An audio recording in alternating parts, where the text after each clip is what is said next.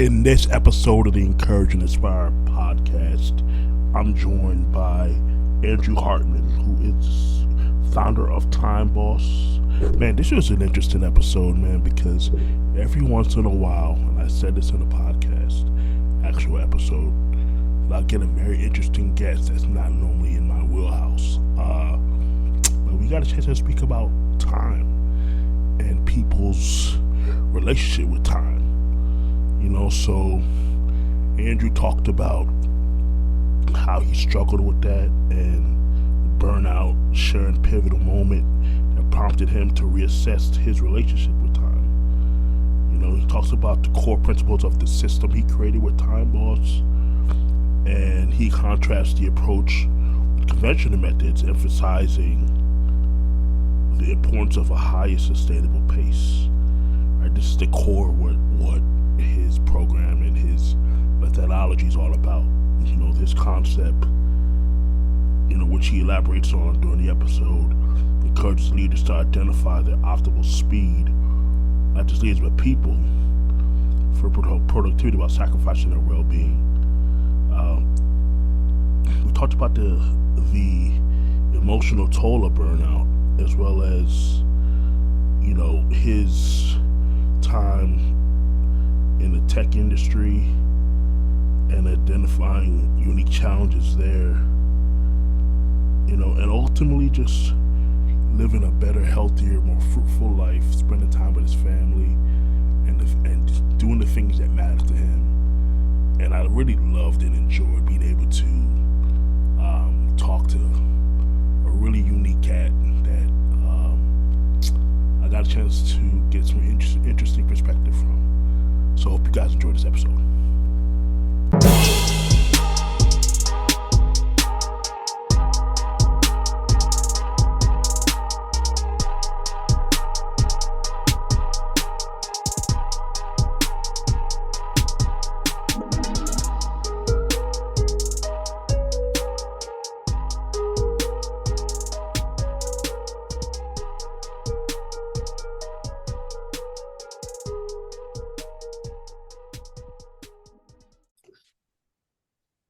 Hey guys, welcome to another episode of the Encourage and Inspire podcast.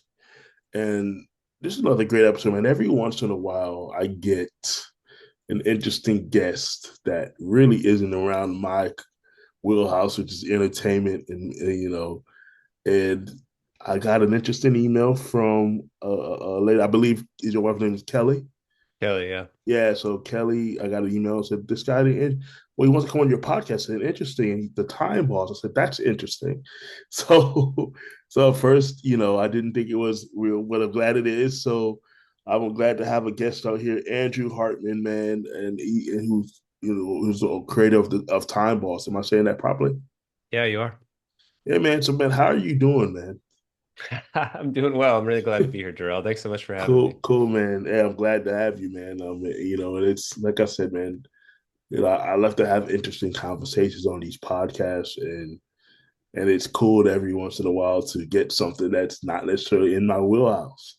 Sure, But I absolutely. love having great conversations. Not sure if you had a chance to check out any previous episodes of my podcast, but I just love people, and I That's think that's awesome. one of the reasons why I love to do this stuff, man. So Yeah, yeah, man, absolutely. cool, man. So tell me about you tell me like your personal journey. You've experienced, like I know you talk about experiencing burnout Right. and how you had Yeah. to make a pivotal moment in your relationship with time. So tell me kind of how did that, because burnout is something real. Like Very before I real. even ask that, man, like what would you say your mission is, your title? I mean, outside of the Time Boss, I guess what it is, right? The Time Boss, like really, building a relationship, a unique relationship with time, right? Yeah, absolutely. Yeah, so I'll tell you what I feel like my mission is, and I'll tell you how I got here. Maybe we'll do Okay, that. right. So That's better. Yeah, I I want to support people that are up to big things, that got you. want to make big contribution in their life. And Okay. what often comes with that, when people, especially if they have a big dream, a big ambition, is they get overwhelmed by it, right? There's too many things to do and there's not enough time to do it. Mm-hmm. And that's when we begin to burn out. So If That's there's right. too many things to do, not enough time to do it, we'll start feeling anxiety, stress. We'll go to bed at the end of the day wishing we got 10 things done, but we only got 5 things done, and we Right. feel terrible about the things we didn't do. And if you run that long enough, it causes people to press harder and press harder and press harder and press harder. And if they're not careful, that's when they start burning out. And the thing that's so tragic about burnout is when people burn out, it's you don't drop down to like 95%. If you're running at 110% and you burn out, you drop down to like 50%, or you get out of the game for a bit. And so if people aren't careful, it has a dramatic impact on the very thing they want to contribute to. They don't even get a chance to do it because they're not in the game right now. So Yeah.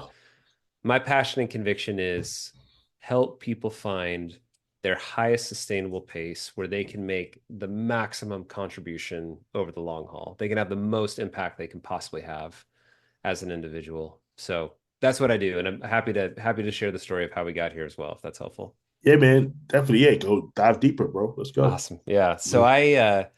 I grew up in a great family, had a good education, got into my first job where I had more to do than I had time to do it, and I was almost instantly overwhelmed.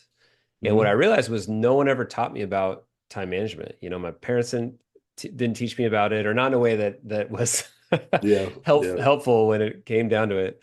The school I went to didn't teach me about it, and I really cared about the job. Like I really wanted to do great work. I was working at an agency. We were doing um, custom kind of marketing technology, like almost building software. And I really loved what I was doing. I loved my clients. I wanted to deliver, Mm. but I was overwhelmed by the sheer amount of things that we had to do. We didn't have enough time to do them. And I just didn't know how to think about time. And Yeah. ultimately led to burnout. I actually lost my sense of smell for 6 months from Inter- stress. So interesting. I didn't even know you could do that.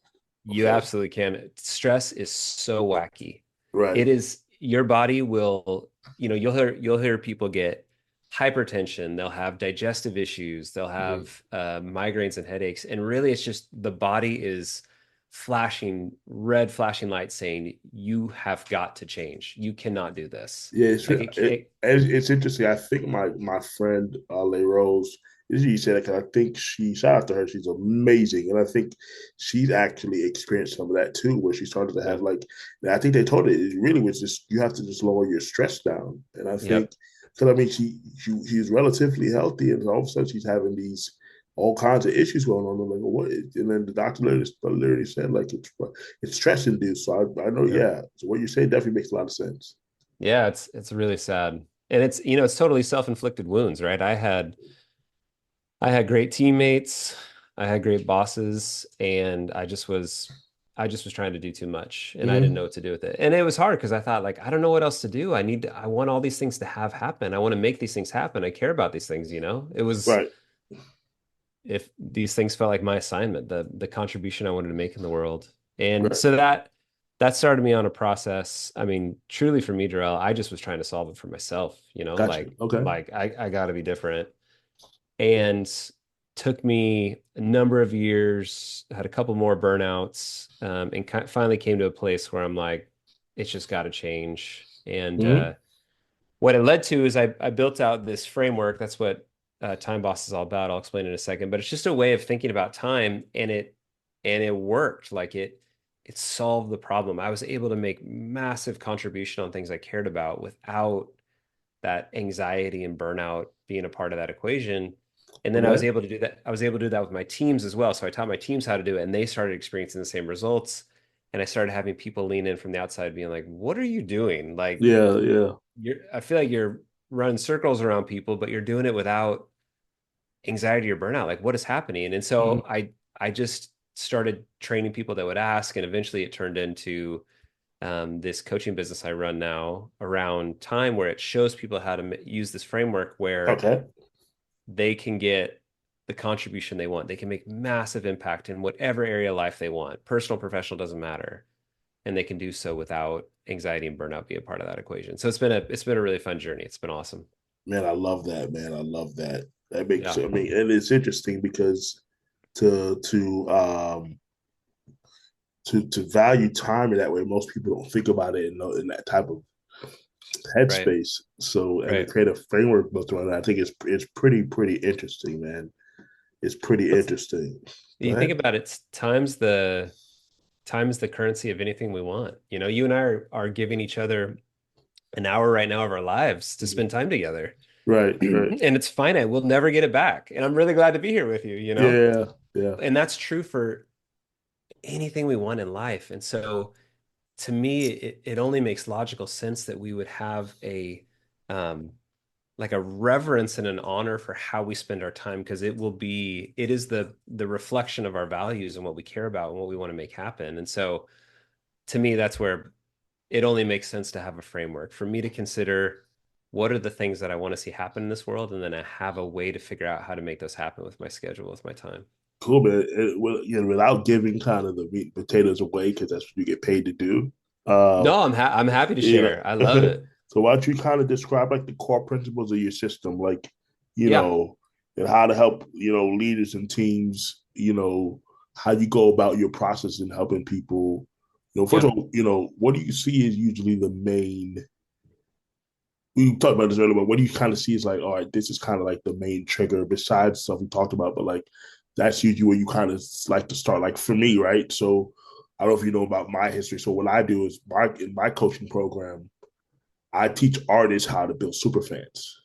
That's cool. Okay, so the key is to work in the music industry, and I work with predominantly independent artists. We're not predominantly all independent artists, right? So I don't really touch what we call the 1%. The 1% is the major artists that you see on TV and hear on major radio, things like that. So, but that's not the majority of people in the music space. The majority of people in the music space are Mhm. the what I call the 99%, right? And most Right. of them the only way they're going to be able to survive is through building super fans. And when I mean super fan, I Mm, mean people who are diehard supporters of what you do. And eventually, my goal is to teach you how to turn interested fans, meaning they're interested, but how do we get them to spend money? Right? mm, Because for instance, I'm sure you love music. To me, I'm sure you love music. I love music. You can't live love life it. without it, right? So Right. your favorite artist that you have, I don't know who your favorite artist is, but you can literally listen to them these days without on YouTube for free and never spend a Right. dollar. Right. Right. You might have a Spotify subscription, an Apple Music subscription, whatever, but you don't have to spend. Yeah, you pay a subscription. Yeah, they'll get a small royalty for that, but Mm, you're not necessarily. They're not. You're not spending significant amounts of money with them, mm. right? So the goal is to teach them how to take it somebody who's interested in what they're doing. Because I tell people all the time, you're famous to somebody in the world. There's 9 billion people on the planet, right? You're Right. famous to somebody. The key is you want to find 1,000 people who you are their favorite artist ever. And Mm, if you can get them to spend $100 a year, which is about $8 a month, mm, you can make six figures a year. So but in order to get 1,000 people, you're going to need about 10,000 casual fans. So, but mm. most artists really they don't even realize how to even go about that. So the framework that I created is called the genesis of superfan building. So that's kind of what the Ooh, premise is about. And I like it. yeah, and so we talk. One of the first things we talk about is who you are as an artist. And I have them answer certain questions, right? And then once they answer those questions, and a lot of artists never really even think about it from that perspective because they're like, oh, I have talent. I should go into the studio and make records. And it's like, no, it's deeper than that because you have to know why you're doing it, right? Mm, Why, mm, so, and then after we do that, we then talk about what I like to call the brand positioning statement, which is mm, three elements of the brand positioning statement. It's the community that you want to serve, who you are, why should somebody care? mm. So that's part of the framework and then we talk about what we call the buyer fan persona, which is in order to know what your core fan looks like. And by the way, this can work in any industry. We did, I was gonna say this is very it's universal. Yeah. right, but in my case, it's we're talking about artists, but this can work for customers. This can work for any community, any industry you're doing. The principles are the same. We're just applying it to music specifically, but if you are in the restaurant business, what community do you want to come into your restaurant? Who are you trying to serve? What Mm, do you bring to that community, Hmm. right? And then why should they care? Why should they keep? Why should they care about your restaurant? We're not talking about the chains. We're talking about the mom and pops. The Right. chain restaurants. That's just an example. So how you can Yeah. kind of translate it between industries. It But makes total sense. Yeah. that's my framework or my coaching program. But I love it. talk to me about your coaching program and kind of the Yeah. elements. So when you bring when somebody's interested in what you're doing, what do you kind of see as their main issues or their main triggers and how you feel like you can help them? Yeah. Absolutely. That's a great question, Terrell. Thank you. There's really two triggers that bring people in. One is that they are stuck putting out fires all the time and they're not working on the things they actually want to work on. They're just they're really good at hanging out in their email all day or answering the phone every time it rings, and they've got a massive priority list that they're never getting to. The things that are going to actually move the needle for the like what you just described. What you just described Yeah. takes a ton of it. And by the way, I struggle with that too. I look at my emails a eh, lot. Yeah. Oh, no, my emails are always open. I'm not gonna Yeah. lie to you. Yeah, I mean it may be sucking some of your focus away from things that you really care about, but Yeah, so I mean what you just described is a great example. It takes up a ton of intentionality, takes a yeah, ton of focus, and if we're just pulled in directions all the time, we're never going to get to the things that we really care about, want to make happen. The other trigger that pulls people in is they're actually really good at focusing, but they are a grinder where they are burning too hot. They are feeling intense anxiety. They're feeling that sense of burnout because they really want to make their world happen. And the only way they know to do it is to grind. yeah. Um, It's interesting you say that, right? Because I think people, and you touched on this earlier, people confuse between being busy with being yes, productive. We all 100%. struggle with that. So, for instance, like say, oh my gosh, it's an eight, in an 8 hour day, especially when you kind of you know do your own thing, whether like you be freelancing, kind of have your own thing going on. You feel like, man, I only did one thing today. But for me, what I'm learning is you don't have to be super busy to be productive. Right. And I think people naturally think, well, in order for people to take, I gotta have a massive schedule and always going all the time. And I'm like, no, the whole reason for you to even, let's say you wanted to, create your own business or create it, is to free up your time. Right. You know what I'm saying? So you're not good at if you yes, you have to work hard in your business. Don't get me wrong, especially but eventually you want to put systems in place, to allow you to do that. You know what Yep. I'm saying? I allow you to free up your time You're exactly right. yeah. So yeah, because I We mean, can't, yeah, yeah, we can't say yes to things without saying no to something else. There's only so much time. yeah, We are finite human beings, and it's not just time, it's our energy too. It's our yeah, ability to yeah, focus. yeah. Especially on stuff you don't really don't. There are like in any bit, there's admin tasks that you just kind of have to do. Now, some of that stuff you can outsource, as we have, Right. through like a virtual assistant or things like that, or but there's certain things that you can't outsource that you have to do. So it's like I'm assuming it's about finding those things that you can have somebody else kind of spend time doing, and you kind of do the things. And I've heard people say there's this between working on your business and working in your business, 100%. Yeah, right? absolutely.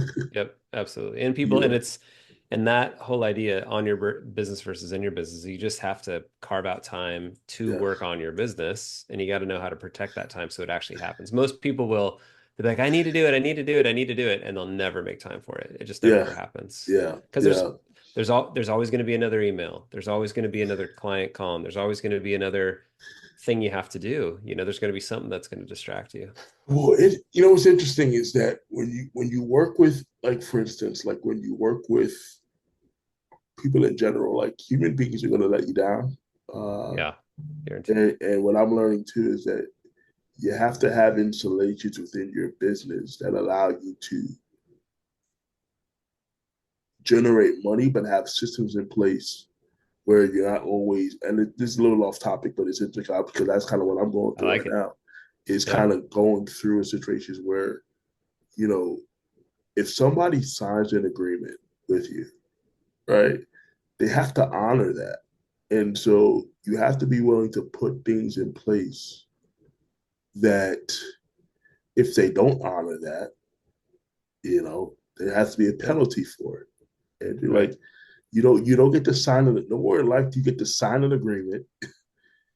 2 weeks later, renege on it, and then want me to give you your money back to say it doesn't work Right. like that. I mean, Uh, it doesn't work like that. That's like saying I want to go to college, get Sally Mae to give me a student loan, and decide yeah. three Not months pay in, it. 3 months in, you know, 3 months Right. in, I don't want to go to school anymore, but I want you to forget about my loan, you know, and make me not responsible for the loan. Like, no, they don't. So they don't care if you don't graduate. You still got to pay back that 30 grand or whatever that you took Yeah. out. Yeah, you're You know right. what I'm saying? So you have to put these installations. With one of my partners I work with, I'm trying to tell her like, you got to put these installations into your business because if you don't, you're constantly going to be um feeling like. And she's one of those people. Speaking of grinding time, she doesn't like to deal with headaches. Right? Mm, That's what I'm learning. yeah, And but sometimes when you're going to be in the seat of doing your own thing, you got to be willing to deal with headaches. It's part of it. sure. Now you Yeah. want to now you can minimize the headaches, but you got to have things. She's one of those people where, and we're new to working together. Like we like I do product management and she does the PR side, and so we have our own separate things, but we come together to work on projects.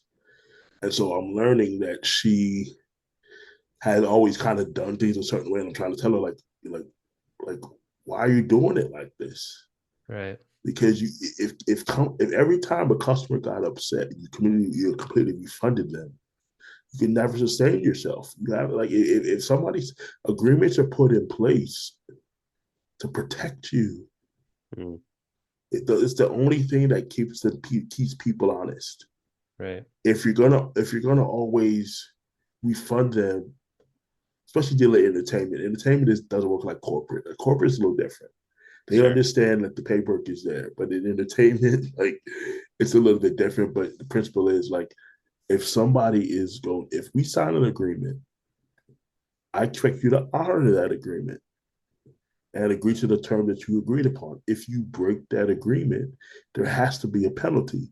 In this Sure. case, in this case, it was for a year of services. They wanted to renege. They just signed the agreement 3 weeks ago. Decided this as we recorded this past Monday, and then they kind of say they want to go in a different direction. That's fine, but they want me to give them. They did pay up front for 4 months of service. It was Mm, 4 months of service at a time. So mm, they want us to refund them for the next year. I'm like, why would we do that? Like you knew what you were signing. right. There has to be a penalty somewhere, or not even. Has to be. You shouldn't. Why are we giving them money back when they set the terms? They agreed to the terms. We put an agreement together, and then because they say they don't want to do it, you're just going to give them back all the money. That doesn't make any sense to Right. Yeah, me. it's hard. so Yeah, it's hard. so speaking as a grind, I bring her up because she's always a grinder. She's always got things going on. I feel like she's always running around. She doesn't have a picture for like, and also too, you have to be okay with because sometimes I need to talk to you. You need to talk to her on the phone. Everything can't be through a text. Yeah. Everything can't be through a quick note. It has to be. I need you to make time for us to have a conversation because Right. some things require a conversation. It can't just be a voice note Right. and then you get back to me 3 hours later because you're busy. So Right. speaking of time, you got to figure out how to manage that time to where you're not so crazy. And the day gets away from you, and then it's 10 o'clock, and you haven't eaten all day, or you haven't eaten. Right. That's you have to figure out a way to make it where it's not so crazy. Because I just thought about that when you said the whole grinder thing. That's why I brought that story up. But Yeah, makes sense. she's a great person. I love working with her, but I just see areas where she can she can improve in certain things. I can improve. Nobody's perfect, but I'm just saying, like, you know, being a grinder, not necessarily a positive thing all the time. I'm learning. No, I think it has a shadow side for sure. I mean, the positive side is you make your goals happen, or at least you try to Yeah, make your goals happen. The yeah, shadow side is it can be really hard to understand when you're going to get back to someone, you skip meals, your health gets impacted. So Yeah, there's some shadow sides there for for sure. sure, for sure. Yeah, the way that I think about it, Darrell, that this is where the idea of time boss came from. Is that we are all the time boss of our future self. If you think Mm-hmm. about it, like if you plan for yourself for tomorrow, you Mm-hmm. you set up a plan, you commit to a bunch of meetings, you tell people you're going to get back to them by the end of the day, whatever. When you show up tomorrow, you don't have a ton of say in your day, right? Like you gotta run with whatever plan Darrell the day before made, right? Yeah, And yeah, so that principle applies where I think it's an empowering process if you take hold of that role and say, I want to set my future self up to be successful. I want to make sure that they have a plan that is aligned to my priorities, that matches what I actually want to see happen in this world, that is right size, like it's realistic, like it's actually achievable. It's not some hope and a dream that I'm going to get this done next week. I see you yeah, smiling. Right? Does this yeah, resonate? yeah. I love what you're saying. Definitely keep going. So, um, and one of the you were asking about pitfalls earlier. One of the key things in this process that sends people sideways is they can do the work to get everything on the list in front of them. They can prioritize that list. They can break it down into manageable tasks. They can get those tasks to their calendar where their calendar truly becomes their to-do list. They can add in good buffer so it's gonna contend with reality. I'm only gonna plan, 60% of my day, knowing 40% of my day is gonna be texts and emails and calls and who knows what that's gonna come in. Where most people go sideways is they do that and then they have a bunch of stuff that doesn't fit in that plan, meaning there's just not enough time. Mm, Andrew's a finite individual with only so much time. Jarrell's a finite individual with so much time. When we make our plans, if we don't deal with those items that don't fit, and that can be as simple as maybe you need to delegate them. Maybe you need someone else on your team to take them, or you need to get a virtual assistant, like you were saying, right? Get a virtual yeah. assistant. Those become your targets. You're going to keep the highest priority items that Mm-hmm. are going to move your world future or move your world forward and your goals Right, forward. right. And everything else, those become delegation targets. Or maybe you need to digitize them. Maybe you need to find a software tool to do it for you, or ask ChatGPT to do it for you, or who knows Yeah. what, right? Yeah. Look, Um, Chat GPT these days, what I love about Chat GPT is that people are like, oh, well, it's a great tool, but it's only as smart as what you tell it you want it to do. yeah, So that's why it'll never be better than the human.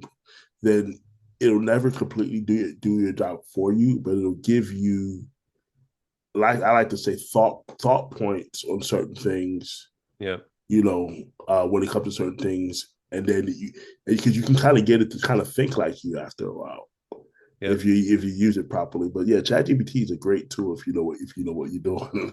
Yeah, so I think if you're creating a realistic plan and there's stuff that doesn't fit, ChatGPT may be the best way for you to get all the things you need to get done, but in a realistic amount of time.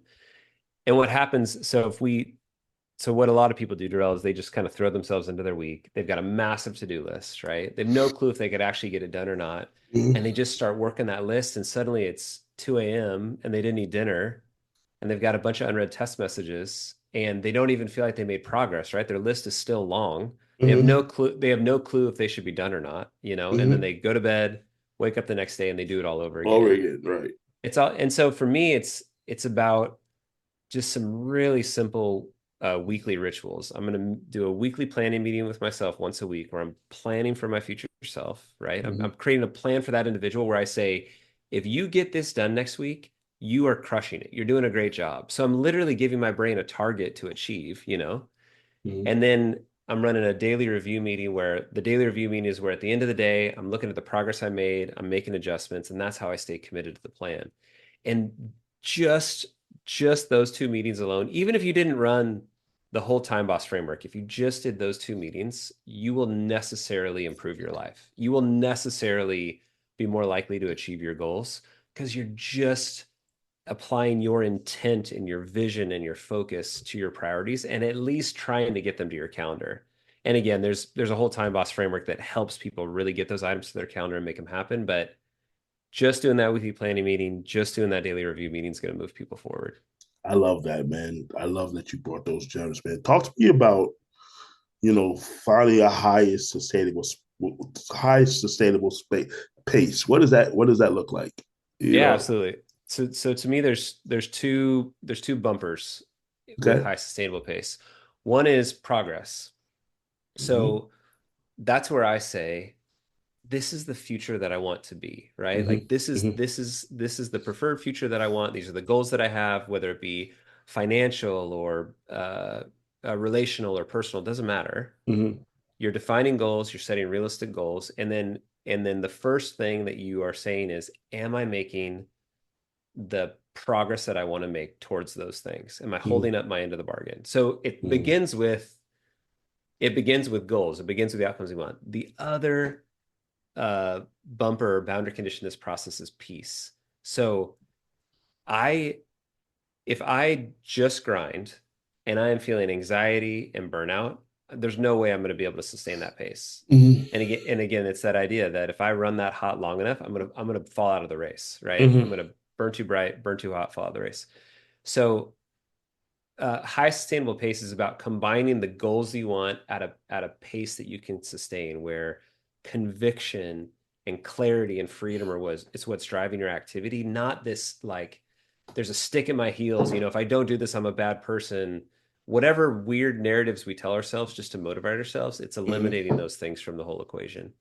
And what that forces you to do when you do that, Darrell, is oftentimes it's really a container on how much of your life you're willing to give to that area, where I can't work 80 hours. Like for me, I cannot work 80 hours and maintain my sanity. It's impossible. Yeah. So there is an upper cap on the amount of energy and time that I can focus on what I care about. And because of that, let's say I have 50 hours. If I only have 50 hours, and in order for me to achieve my goals, I have to work more than 50 hours. I have to start getting creative to think, how am I actually going to make that work happen? Mm. Who else needs to be involved with me to you mentioned earlier, you do product, your partner does PR. That's a perfect example. Well, You could, project. I said project management. Yeah. So pro- project. So basically, in this case, when I say project management, it's more about essentially.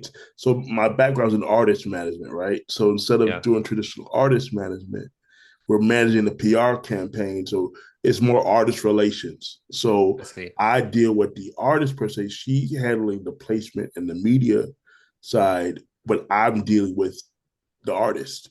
I'm the one updating the artist. I'm the one sending out the emails of what's going on, things like that, right? So she doesn't have to do that side of it. She just gets to do what she does, which is placement and pitching and do what she likes to do. I deal with the artist. I deal with the personalities of the artist, those things like that. She doesn't have to worry about all that. So that's kind of Sure. so that's what I mean. In that case, when I'm doing project management, that's what I'm doing. So it's more artist relations, Got project it. management, that type of deal. So just wanted That to makes sense. make some clarity with that. But go ahead. Yeah, that makes sense. So I would think in that situation, you and your partner have broken down who's going to do what. You could do it all, right? Mm-hmm. Well, yeah, yeah, But but she's great at what she does in the PR side. exactly. Yeah. Exactly. But so what you've done, so Ben Hardy, Dr. Ben Hardy has a framework that he calls who, not how. So Okay. what you could have done is just say, okay, I got to do all this stuff. How am I going to get it done? But Mm-hmm. instead you said, okay, I got to get all this stuff done. Who should do it with me? And Mm-hmm. you gave a chunk of that business over to her Mm-hmm. to make it happen, where you Mm-hmm. both now can run in your lanes. And so Mm-hmm. the answer wasn't Darrell should just work more. Mm-hmm. The answer was let's get the right people involved to make this thing win, right? Yeah, I love that. I love that because, like I said, like I was saying earlier, people feel like they need to be super busy, Yeah, it's a total all the lie. time instead of understanding, like, Yeah, the whole reason why you may want to get out of the corporate America rat race, as they say, to do your own thing is so that you can get back your time because yeah, that's the one thing people say they want right. back, right? Yep, They want their time back, you right. know, because they know 100%. life is not promised. Tomorrow's not promised to none of us. Right. So if you can get your time back, you can live a much happier life. You're You know. 100% right. So yeah, I got you. So that to me is where I think the first decision everyone needs to make is how much of my time do I want to give to this area of my life? And whether Mm, it's a business or a side hustle or a relationship or whatever. And then that's just the constraint. So for me, I give on a weekly basis 40 to 50 hours of what I would call income generating activities, and that's it. And outside of that time, I'm with family, I'm with neighbors, I'm taking care of my health, I'm doing things in my church. Like there is more to my life than just this one area. And so I want to honor that. And the Yeah. power of that, when I do that, Darrell, when I say I'm only going to work 50 hours this week on income generating activities, now that is a finite currency that the best thing I can do is figure out what are the highest leverage activities I can do to advance my business with those 50 hours. What should I personally do? And who else do I need to get involved for my vision to have happen? And that's Um, to me, that's how you find your highest sustainable pace. It's I am both making the progress that I want to make, and I'm doing so with peace and freedom and clarity, not stress, fear, and anxiety. Man, I love that, man. I love that. So, but what are some of the advice? I mean, a lot of, I think we touched on it, but for leaders, specifically leaders, right? Yeah. What are some of the common mistakes that they do with time management? You know, because again, not everybody can successfully manage team well. I think a myth is that people think because you've been at a company for a long period of time, you should be automatically in management. I've always said no, not everybody's built Yeah. to manage to be leaders in certain things and have that type of responsibility. But the ones who do, and especially if you're having to be a leader that puts out fires a lot, and because Yeah. that's part of being in leadership is having to deal with other people's problems. That's probably a Yeah, lot for of your sure. day. So I mean, what do you see as far as people dealing with that um, in terms Yeah. of time management and Yeah. making those leaders? And before we get there, hold on. Yeah. I saw the time. So I'm gonna end it. So we're back, man. So we're talking about the advice for leaders, man. So Yes. uh, what do you kind of again, like I said before, leadership is something I think people kind of take for granted because Right. people think that, oh, you've been here 40 years, we're gonna make you a manager. But yeah, not everybody can do that because there are Right. certain skill sets you have to have in certain, you know, how well do you deal with personalities? There's so many Yeah. things, and you probably spend a lot of your time. Like I remember, I used to have this one particular manager when I was working at this one particular job, and she was only in that position because of the fact that she was a woman, and Mm. she was not a good leader at all. Like she was Mm. not, and she's only one of those people that she would always pull us into the office, but never have a reason for why she would be pulled into the office. And like she wasn't somebody that was respected. Like, she was the only female leader in the building. But I believe she probably had the worst productivity. Mm. And this is before digital. You talk about like 2007, right? We're going back a long Mm. time. So, but she just wasn't a bad person. She wasn't a bad person. She just wasn't a good leader. Sure. So, and sometimes you run into that. You run into people who are put in positions that, quite frankly, just aren't really good leaders. So, Yeah. because they don't have the skill sets and things they need and the tools when it comes to that. But when you talk about, um, you know, time management and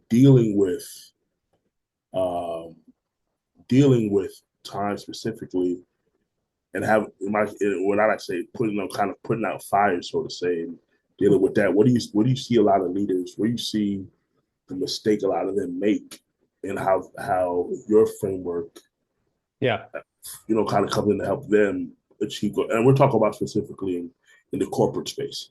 Yeah, for You sure. know, you know? So I think a couple pitfalls that happen there. One is I think the primary job of a leader is to cast a clear vision for people Yeah. and then uh, ask the people, what do you need from me to be successful? And Mm-hmm. so you're you're giving your team a clear vision and then they're responsible to make that vision happen. And then your job as a leader is to get roadblocks out of their way and set them up to be successful. So I think one of the big mistakes leaders make, especially new leaders, if they haven't done it before, they continue to think like they're just another individual on the team. And so they'll pack out their day with projects or priorities or this and that. They're not very interruptible. And I think as a leader, you have to budget your day where you're setting aside time to really set up your team to be successful. I think that's a big part of it. So literally, I would put a 2 hour block of my day that I would just call team support, knowing ahead of time that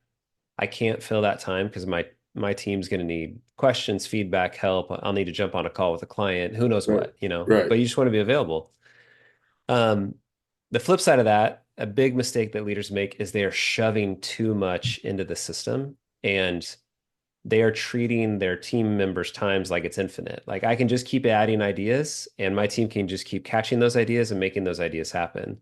Mm. And so I think similar to what we talked about earlier, like any team member you have has a finite number of hours. And so you have to help those team members prioritize, help them understand what's important.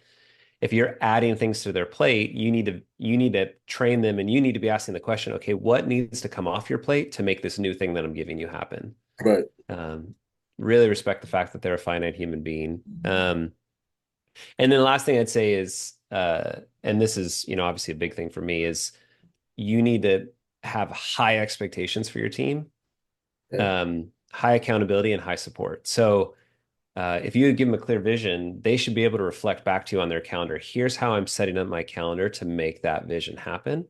And here's the resources I need to make that happen. You Right. should live in that level of communication and transparency if you really want to execute as a high level. And most leaders are afraid of that. They're not ready to lead at that level. But if they do, it's a cheat code. I mean, it really is. Yeah. It's Yeah. if people feel like if people feel your expectations, but they know that you will move heaven and earth to help them achieve those expectations, they will run through a wall for you. They will do anything for you, because what you're then doing is you're inviting them on the best adventure they could possibly be on, where they get to do great things that they care about and they want to win with you. And again, you're just getting roadblocks out of the way and you're setting that person up to be successful. So I think if leaders can make those things happen, they're going to be a powerhouse leader. I love that, man. So I don't know, man, I don't know if you touch on this, but I mean, is there any, there's specific metrics that you kind of, or indicators? Um, It kind of depends per team. yeah. It depends per team, if what you're trying to achieve. But, Okay. for sure, your so if I know, let's say we're trying to drive sales as a team, Okay. and I give my team a clear vision. Hey, we want to close 3 deals in this next month, or who knows what. Yeah. Week to week, when we're looking at the calendar together, Yeah. I better see a calendar aligned to closing 3 deals this month, right? I Yeah. shouldn't see you working on a new process to help the customer support team or who knows what. Yeah. That's where calendar accountability is so powerful, because if I show you my calendar, the calendar is my currency, is the thing that I Hmm. have to spend on my priorities. If I show you my calendar and you see that we're aligned, then we know we're going to attack this week with confidence. We're going to do this thing together. But if I look at that calendar and it's way misaligned, that's the opportunity for a leader to really step in and say, hey, so appreciate what you're trying to make happen. We want to remind you, this is the thing that we're trying to achieve together. Can you please make sure that your calendar reflects that we're headed in that direction? That's the work of a great leader. Man, I love that. I love that, man. Yeah. I love that. So, man, you've talked about so many great things, and this has been a great episode, man. I just think that is a great place to kind of stop for now. Yeah, So, I love it. before we get out of here, man, how can people really connect with you? How can they Sure. learn more? How can they learn more about your product, what you do, things like Yeah. that? So yeah, how can the people get connected? Let's listen to this Yeah, I episode. appreciate that. I appreciate that question, Darrell. Thanks so much. Yeah, best thing, free resource we have is a 90-minute masterclass that goes over this entire experience. And Okay. so it really walks people from zero. Like it handholds you through the process of, if you've never really tried to take hold of your time before, you can start from square one. It'll walk you through the process. So it's available at our website, timeboss.us. And on that website, if you hit the resources tab, just look for the 90-minute masterclass. But we've got lots of free resources. We have a resource for how to go from quarterly goals down to weekly wins. So how to make your quarterly goals happen. We've got a resource for how to actually take a vacation, take time off, and not have it destroy your goals and not have it burden your team. And we've got all kinds of great free resources there. So again, timeboss.us is the best place to look. Andrew, man, thank you so much, man, for coming on and sharing such a valuable information that I think works across all walks of life, man. So, Mm. guys, this has been episode 90 of the Encouraging Inspire podcast. This is your host, Darrell Peard. Until next time, I'm out of here. Peace. Pause.